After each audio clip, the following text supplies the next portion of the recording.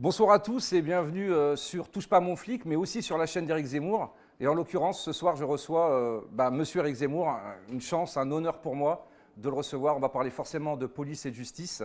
J'ai aussi de la chance, puisque sur ma gauche, un invité, un commissaire divisionnaire à la retraite, hélas, qui va aussi nous aiguiller sur comment se passe la police, l'arrière-boutique de la police.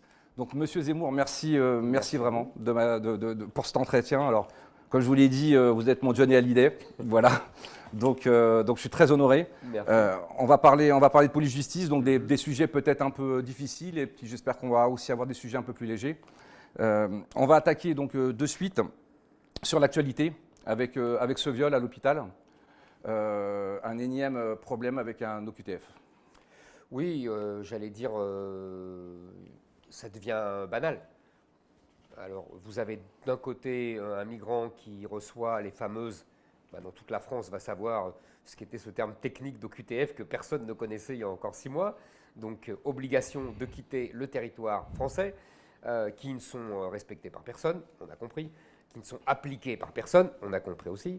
Et de l'autre, j'allais dire n'importe quel lieu, parce qu'aujourd'hui c'est comme ça, la rue, l'hôpital, l'école, il n'y a aucun lieu sacralisé, aucun lieu protégé. Vous pouvez vous faire agresser, voler, violer n'importe où, à Paris et dans le reste de la France. Et donc là, cette pauvre femme qui a été violée alors qu'elle était blessée et qu'elle se faisait soigner, et qui est violée par un Jordanien, je crois, qui la suivait depuis avant qu'elle rentre à l'hôpital. Si vous voulez, ce n'est pas étonnant. Comme je l'ai dit, quasiment, je crois que c'est moins de 10% des OQTF qui sont appliqués, donc personne n'est renvoyé. Et deux, il n'y a absolument plus de lieux protégés, sûrs, en France. Il y a une espèce d'ensauvagement, c'était l'expression à la mode il y a 2 ans. Vous vous souvenez qu'il y avait eu une polémique entre Darmanin et Dupond-Moretti, le ministre de l'Intérieur et le ministre de la Justice. Je les ai toujours soupçonnés de faire un numéro de claquette, c'est-à-dire le bon flic et le méchant, celui qui dit oui, il y a un ensauvagement, et l'autre qui dit mais non, pour pouvoir, dans la grande tradition du en même temps macronien, parler à ces deux électorats. Mais de toute façon, ça ne change rien, puisque, si vous voulez,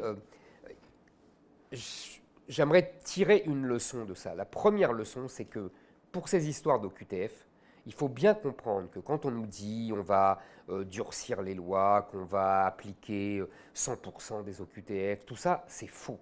C'est du baratin.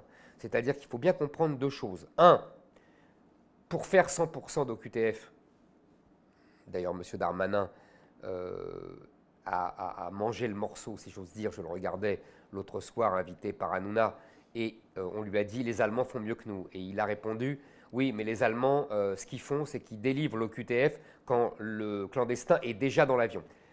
On a compris ce qu'il va faire. En fait, il va délivrer des OQTF qu'à ceux qu'il a mis dans l'avion. Donc il va y avoir 10 OQTF par an, et il y aura 100% de reconduite à la frontière. Bon, ça va, on a compris. La vérité, c'est que pour toute cette problématique de l'immigration, immigration régulière, immigration clandestine, parce qu'on oublie toujours l'immigration régulière, en oubliant que ce sont des masses énormes, 275 000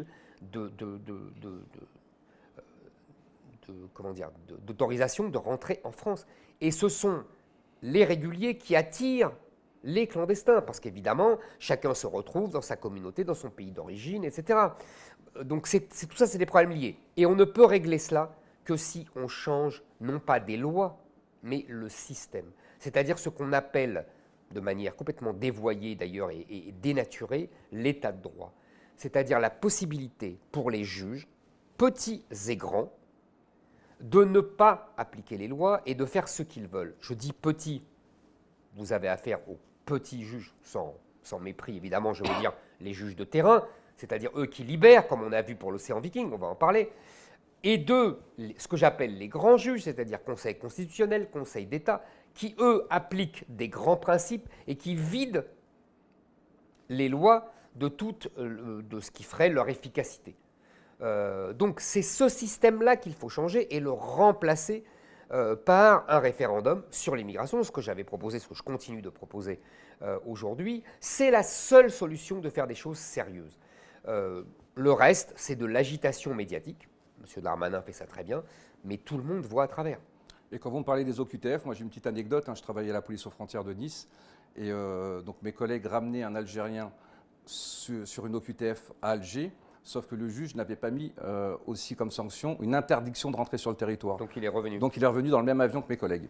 Bon, ça se fait beaucoup moins d'après mes collègues, mais c'est des choses qui ont existé. Et au niveau des statistiques de renvoi à la frontière, moi il m'est déjà arrivé, quand j'étais à la police aux frontières près de Nice, de renvoyer 17 fois la même personne à Ventimiglia, et ça rentre dans les statistiques de personnes qui ont été expulsées. Bien sûr, comme ceux qui sont renvoyés de Mayotte, de tous ces... voilà, c'est très... Donc on grossit comme ça les statistiques. Il y a un autre sujet qui est l'ensauvagement. Parce qu'il faut quand même s'arrêter. Pourquoi, ce que tous les Français constatent, il y a cette explosion de la délinquance, je dirais, depuis 30, depuis 40 ans. J'ai réfléchi un peu à tout ça parce que je pense que c'est un sujet majeur, évidemment, parce que ça touche tous les gens.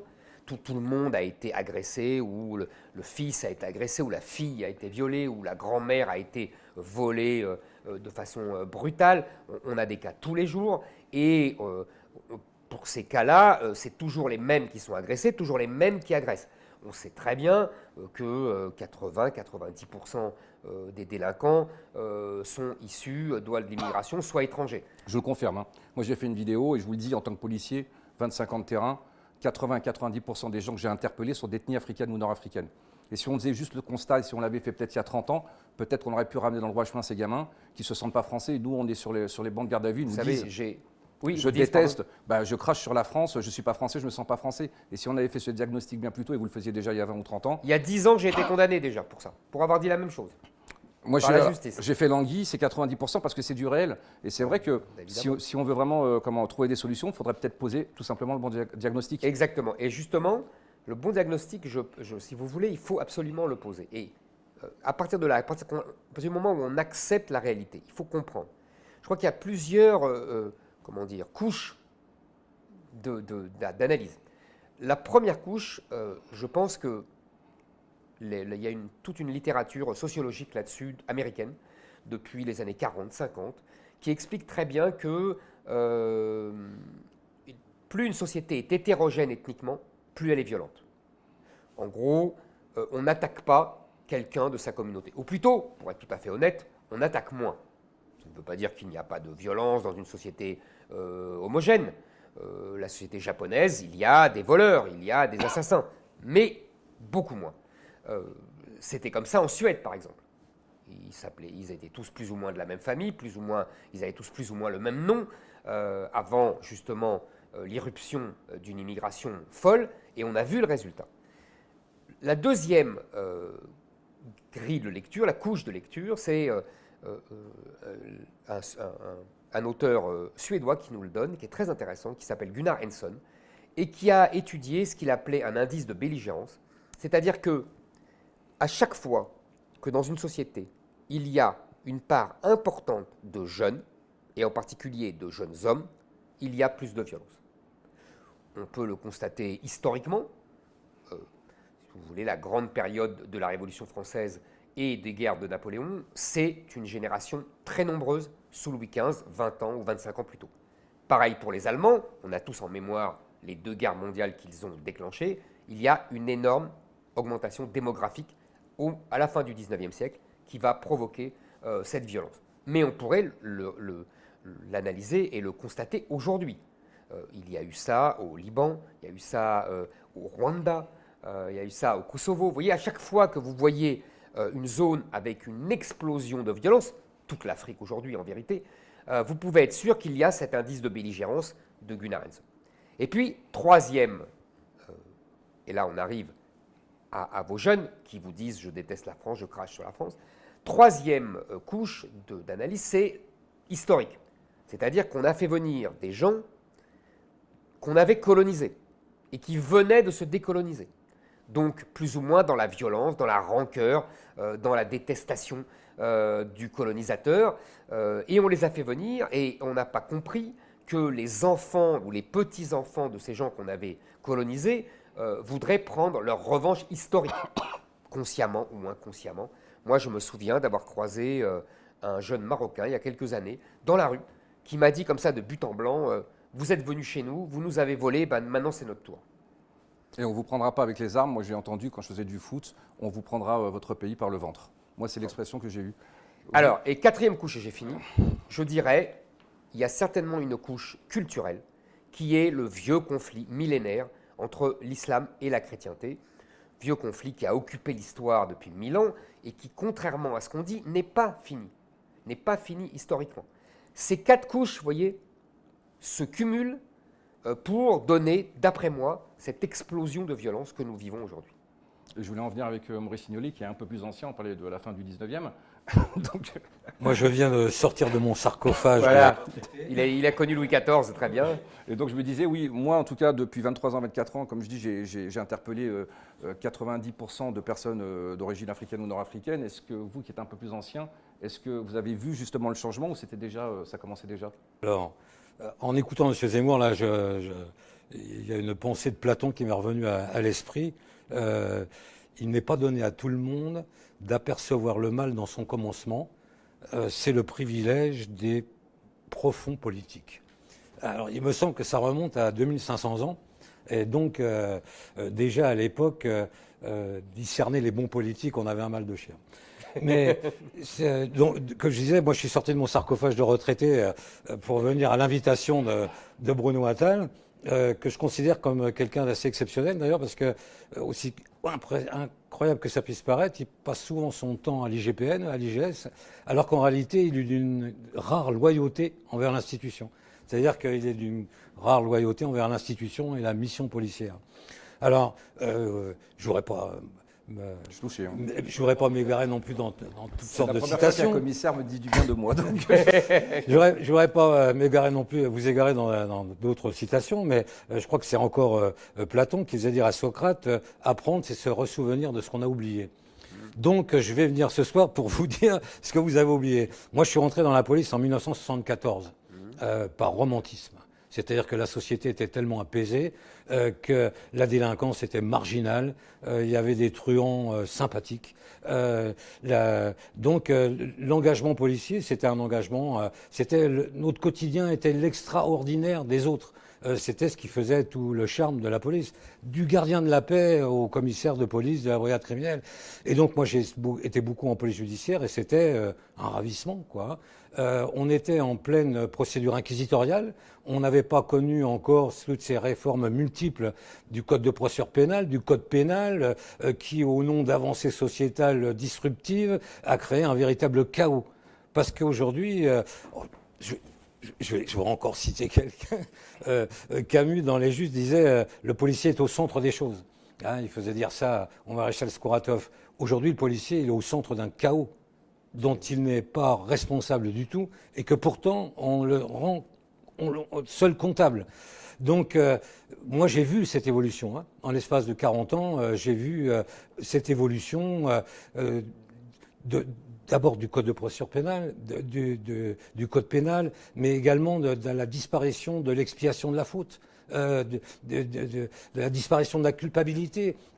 Pour résumer un peu, je citerai cette anecdote d'un psychiatre qui, voyant une personne agressée qui gît sur le sol, s'approche de la personne et dit celui qui a fait ça a vraiment besoin d'aide. Donc on en est arrivé à cette situation-là, et par ruissellement, la procédure inquisitoriale a disparu. Les pouvoirs de police judiciaire, en l'occurrence, ont totalement disparu. Et surtout, ce que j'ai pu voir, moi, au cours de ces 40 années, c'est l'irresponsabilité politique. Puisque vous mettiez tout à l'heure l'accent sur la disposition de la justice, mais n'oublions pas que la justice applique des lois. C'est-à-dire que c'est la bouche de la loi, hein, comme disait Montesquieu.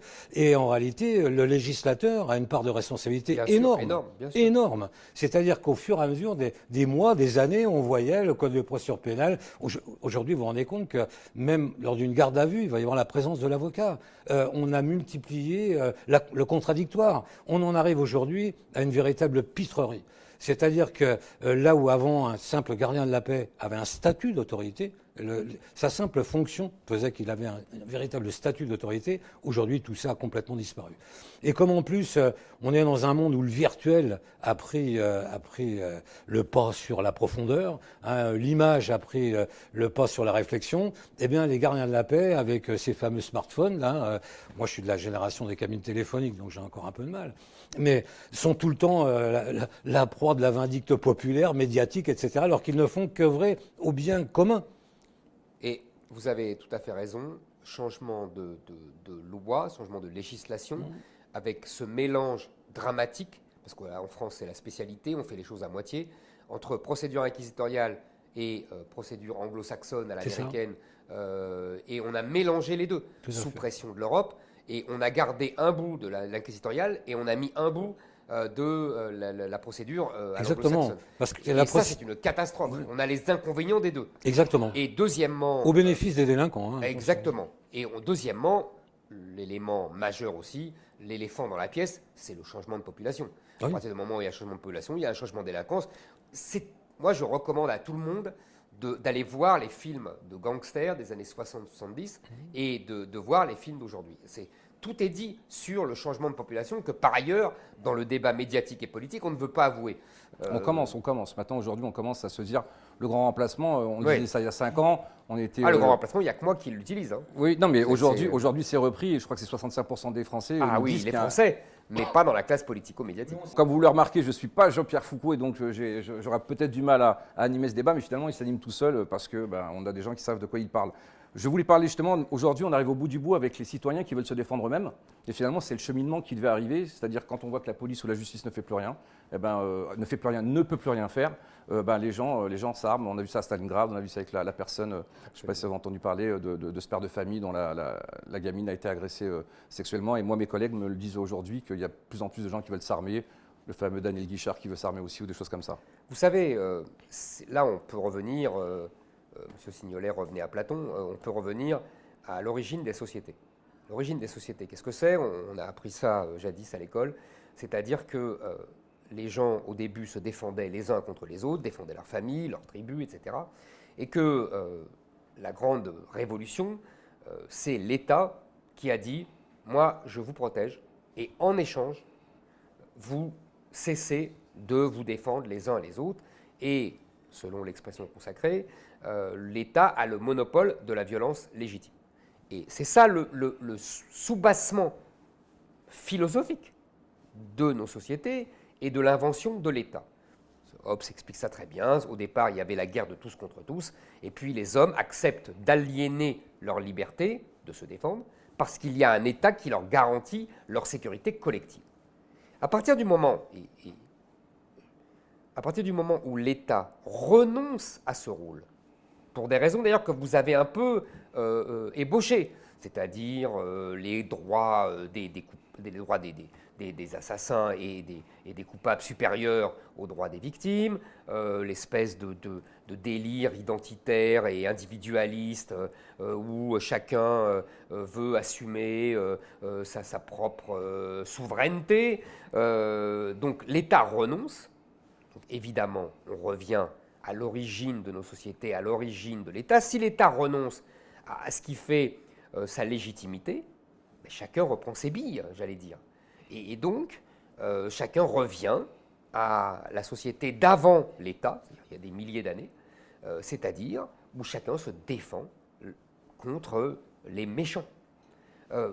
Ça me paraît inéluctable, inévitable. Et c'est pour cela d'ailleurs qu'il faut absolument, je pense, jouer sur les deux tableaux, c'est-à-dire redonner à l'État et donc à la police le monopole de la violence légitime, donner, on va en parler je suppose, assouplir les règles de légitime défense, donner les principes de ce que j'ai appelé pendant la campagne présidentielle la défense excusable, vous savez cette notion qui vient du droit suisse et qui permet au juge d'apprécier, parce que c'est quand même toujours un juge qui apprécie, au juge d'apprécier si la riposte, la défense a été excusable, c'est-à-dire si elle s'explique par les circonstances, sans être la légitime défense, c'est deux choses différentes.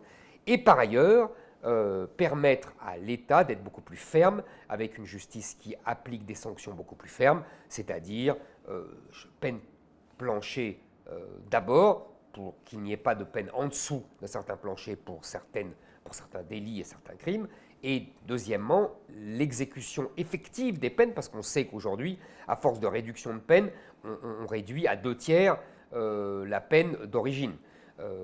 Et troisièmement, puisqu'on je parlais d'immigration et de changement de population et donc de changement de délinquance, l'expulsion effective des délinquants étrangers et la déchéance de nationalité, des doubles nationalités pour beaucoup de crimes et de délits. Donc vous voyez, c'est un ensemble, encore une fois, il faut une politique globale. C'est celle que je défendais, celle que je défends toujours. On ne peut pas toucher à une mesure, on ne peut pas se contenter, comme M. Darmanin, de dire « je vais mettre plus d'argent dans l'informatique ou dans les Canadaires ». C'est grotesque. Mais c'est pour ça, on a la transition, et donc on devait parler de la légitime défense. Merci de m'avoir aidé. Donc la légitime défense, oui, dans la légitime défense de M. Zemmour, il y a la défense excusable qui n'est pas que pour les policiers, qui est aussi pour les citoyens. Exactement. Donc les citoyens, demain, une personne rentre chez vous, vous la retrouvez dans la chambre de votre gamine et les circonstances font que votre riposte va être disproportionnée, c'est-à-dire que vous allez lui faire un peu mal au monsieur, eh bien écoutez, un juge aura les moyens. Voilà, et puis il aura les moyens, parce qu'il y a des juges qui se disent, écoutez, moi monsieur, je suis obligé de vous faire placer en garde à vue, mise en examen, je vais vous poursuivre, et cette victime va vivre un enfer. Là, le juge pourra dire, écoutez, vu les circonstances, je vous excuse. Exactement. Et donc du coup, on n'ira pas au bout. Ensuite, il y a la légitime défense des policiers.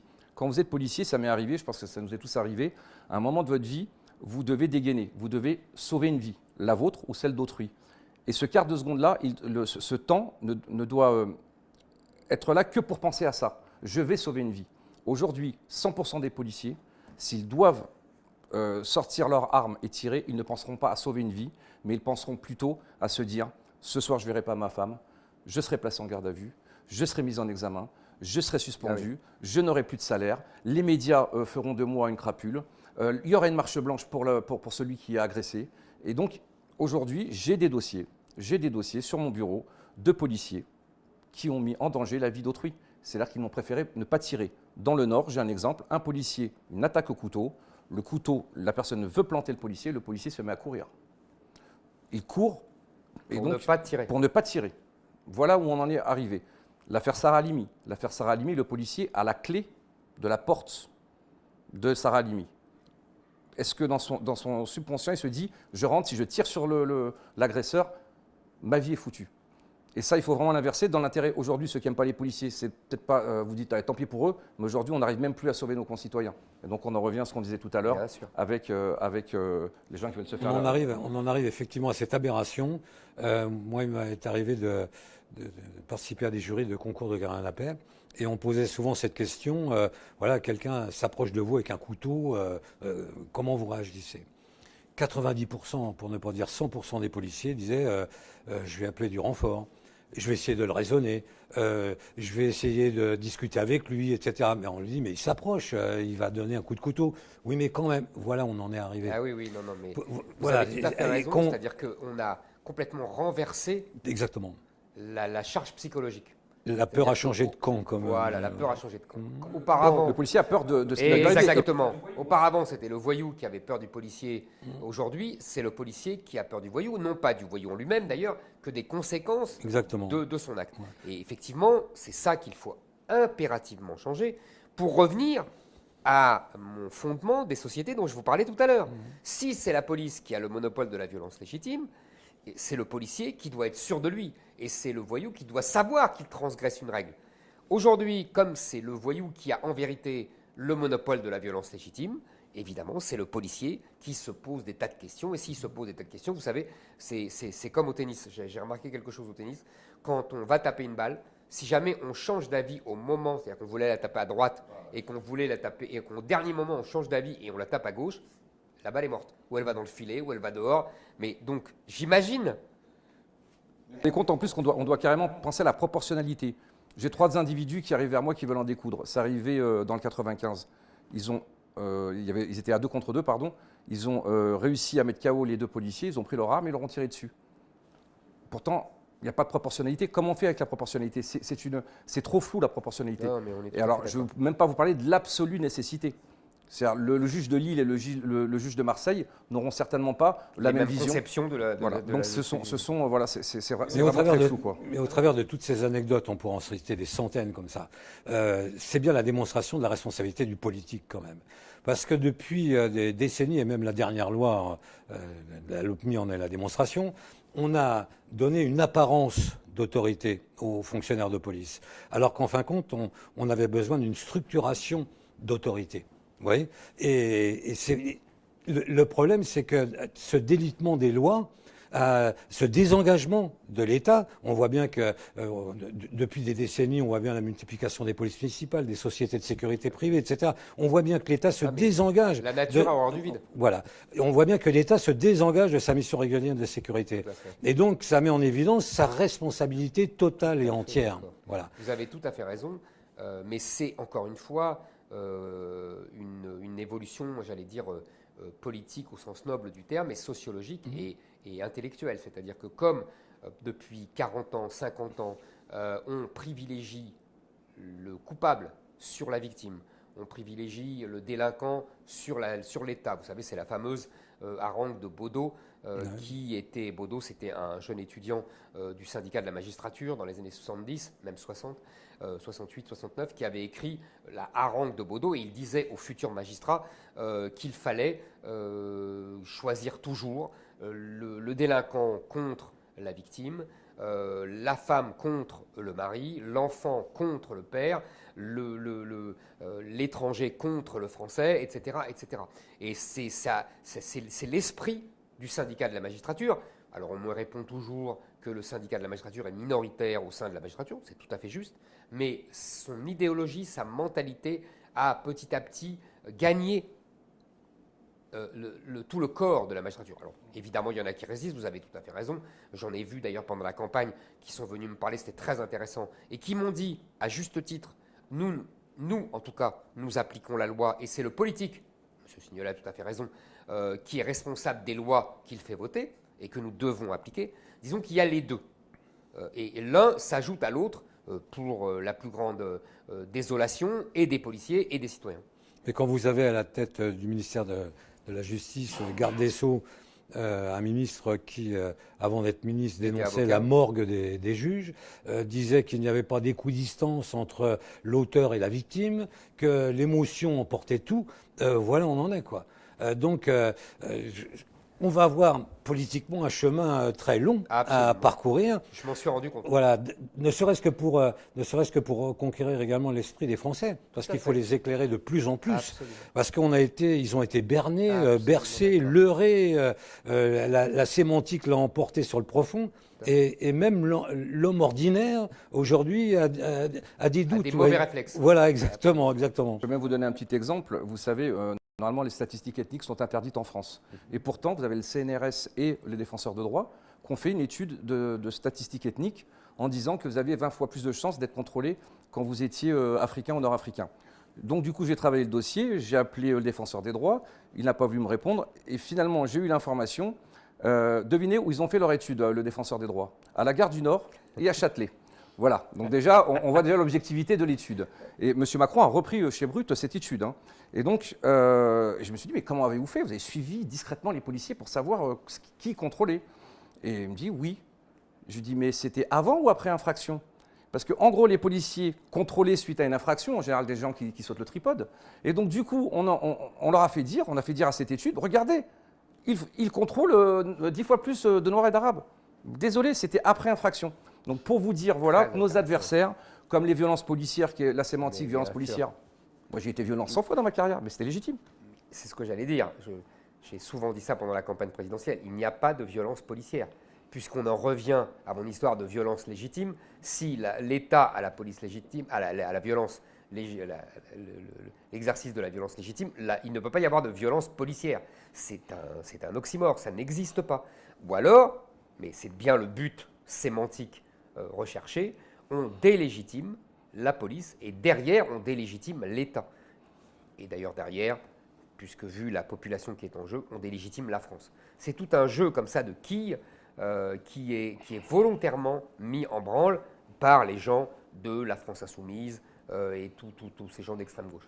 Ben, comme la présomption d'innocence, il y a une question d'un policier qui vous pose la question, comment se fait-il que nous, policiers, on ne bénéficie pas de la présomption d'innocence? On peut, pour preuve, vous tapez affaires éclairs sur Google, vous ne verrez jamais le mot présumé pour les policiers. Affaire Théo, c'est pareil. Et tout ça, comme vous le dites, c'est l'extrême gauche qui... Bien sûr. Vous savez, quand on a une gauche et une extrême gauche qui tiennent l'école, l'université, les médias, le cinéma, la publicité, la télévision, il y a les séries Netflix, Walt Disney. Là, vous avez un tapis, si vous voulez, ce que j'ai appelé le grand endoctrinement. Et donc, évidemment, que la police, je vous dis, est la première cible de cette machine de grand endoctrinement, tout simplement parce que, je vous répète, la police incarne l'État et l'État incarne la France. Et donc, il faut absolument, pour atteindre la France, il faut d'abord dégommer la police. C'est ce qui est fait depuis 20 ans, 30 ans, 40 ans. Et si vous voyez les journaux d'extrême gauche, je vais vous faire une petite révélation. On pense que les journaux d'extrême gauche font des investigations extraordinaires. Je vais vous dire ce qui se passe aujourd'hui en France, et j'ai 50 affaires. Le voyou, qui va se plaindre de violences policières, va contacter l'Outsider, Mediapart ou Libé, et va leur donner le dossier. Quid du secret de l'instruction? Le grand journaliste prend le dossier, prend les bonnes feuilles qui l'intéressent, et le policier se retrouve sans débat contradictoire, épinglé par la presse. Voilà, épinglé par la... Donc, quid du secret de l'instruction, quid de la présomption d'innocence, et le policier se trouve encore désarmé face à... Parce que, et M. Signolet a raison, parce qu'il n'y a pas le politique pour le soutenir. Vous vous souvenez, on en plaisantait avant l'émission, de Charles Pasqua, qui justement, lui, quand il était ministre de l'Intérieur en 1986, disait toujours que, et puis en 1993, disait toujours qu'avec lui, les policiers seraient toujours soutenus. Ça a l'air de rien, ça a l'air des tartarinades, mais en vérité, ça change, je pense, une ambiance. Mais il le faisait. Bien sûr. Il ne disait pas « je vais vous soutenir ». Dans l'affaire de Human Bomb, souvenez-vous, où Nicolas Sarkozy. Ouais, c'est Nicolas Sarkozy qui était parti chercher des petits-enfants. Le gamin, ouais. Voilà, le gamin. Et donc les policiers ont tiré. Vous savez qu'il y a eu un procès derrière. Ah oui, il y a eu un procès derrière. C'était le RAID, je crois, ou le GIPN, je ne sais plus à l'époque. Et donc on reprochait aux policiers d'avoir tué l'individu qui avait une ceinture d'explosifs avec des enfants dans une maternelle et qui tenait le bouton. Voilà, et ils ont quand même été poursuivis. Oui, parce que Libération s'était rendu compte que ce même fonctionnaire, que je connais très bien, quelque temps auparavant, était déjà intervenu sur une affaire de prise d'otage et avait également tiré. Et donc ils avaient dit c'est un tueur potentiel. Bien, le RAID, c'est son boulot. Quand voilà, exactement. on en est là. Le problème, c'est l'image également. Aujourd'hui, l'image est tellement omniprésente. Chaque intervention de policière est filmée et par définition, elle est arbitraire. C'est-à-dire qu'à par définition, à partir du moment où le policier vous met à terre, vous met les pinces, etc. Et je peux vous dire qu'on peut faire dire ce qu'on veut aux images. Ah oui, tout à fait. Vous êtes le premier, et ça je vous en serai toujours reconnaissant.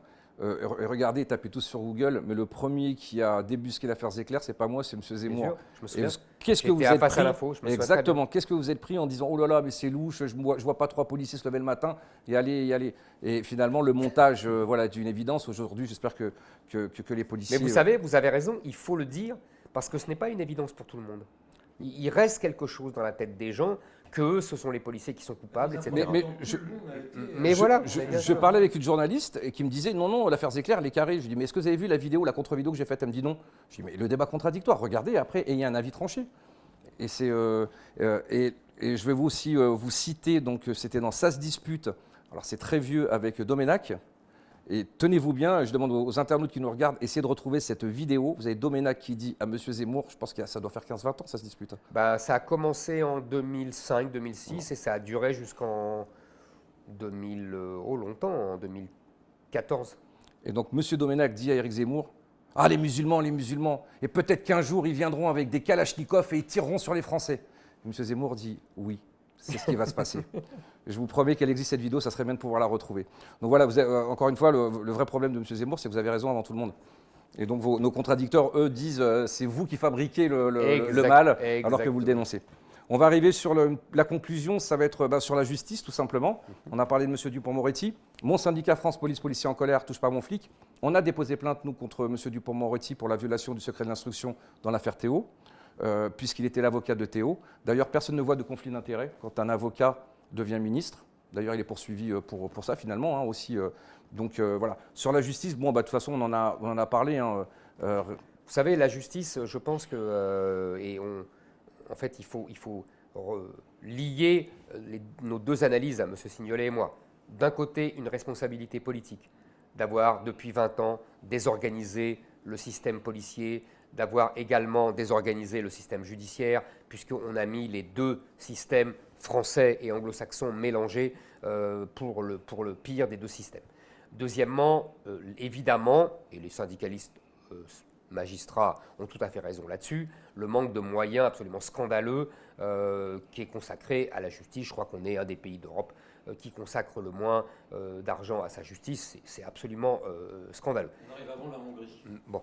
Mais troisièmement, il faut dire aussi ce que j'ai dit tout à l'heure, c'est-à-dire qu'il y a une idéologie qui s'est répandue parmi beaucoup de juges, pas tous évidemment, qui est celle que j'ai décrite tout à l'heure du syndicat de la magistrature. Et quatrièmement, il y a en vérité un problème de place de prison.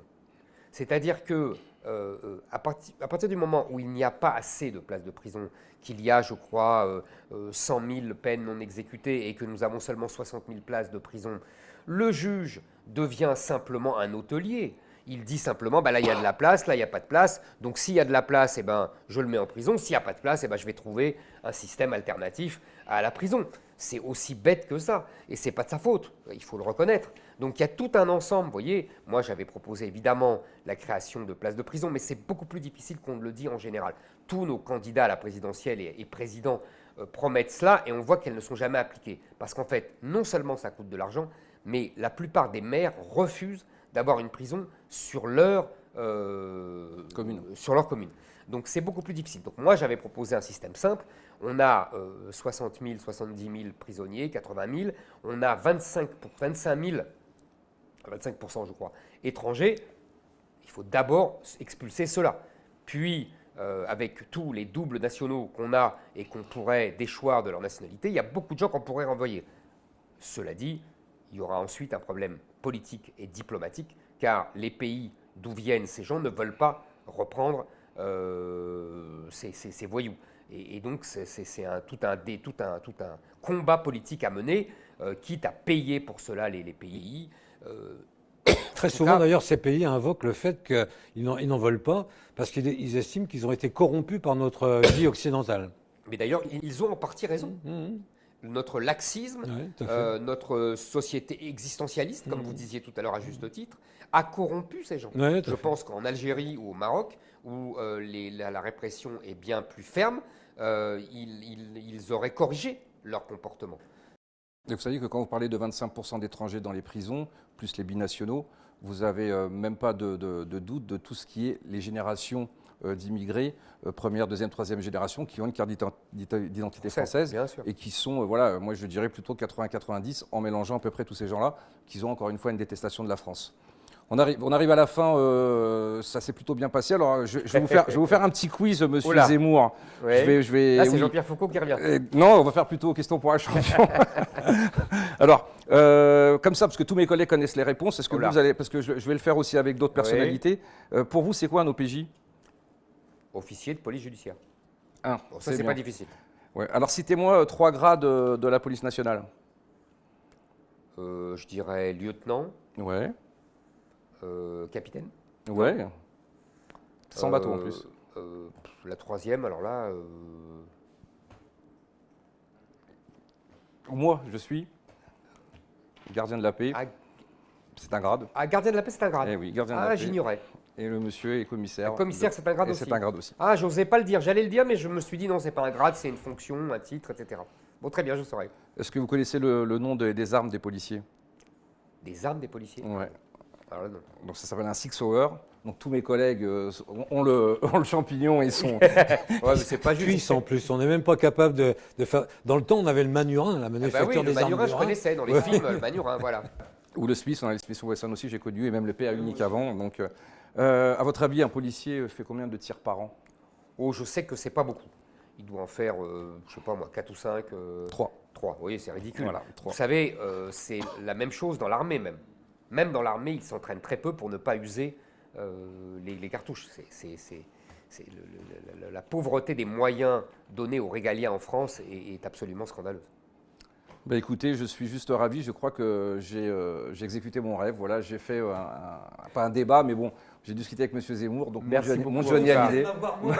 Et merci, M. Signolet, d'être avec merci. nous. Merci, M. Signolet. Voilà, un commissaire divisionnaire comme on n'en a plus. Et merci mille fois, M. Zemmour. Merci à vous. Merci pour tout ce que vous faites, voilà, pour les policiers, parce qu'encore une fois, vous êtes l'un des rares qui avait toujours soutenu les policiers. Et donc, voilà, je voulais vraiment vous remercier. Peut-être un mot de la fin, M. Zemmour. Écoutez, je voulais vous souhaiter bonne chance pour les élections prochaines à votre syndicat. France Police, c'est ça? France Police, Policiers en colère, c'est adorable. On aura besoin de chance parce que les élections, c'est très compliqué dans la police. Il y a beaucoup de magouilles, il y a beaucoup de... Ah bon? Oh là là, je peux vous dire bon, que... alors, voilà. Mais bon, je pense qu'on va faire un super... Vous avez besoin de chance et de pugnacité. On en a de la pugnacité. Merci mille fois, M. Zemmour. Merci à vous. Merci à vous. À bientôt. À bientôt, au revoir. Bonsoir à tous. Un véritable scandale. Les élections syndicales police avec des fraudes en masse, plus que d'habitude. Comme je le disais dans l'entretien avec Éric Zemmour, des magouilles, encore des magouilles au sein même de la police nationale. Mon syndicat France Police, Policiers en colère, touche pas mon flic, a comme par hasard été classé dernier sur l'affichage électoral. Vous retrouverez donc nos listes tout en bas, bien cachées, alors que les 3 plus gros syndicats en première page du vote électronique.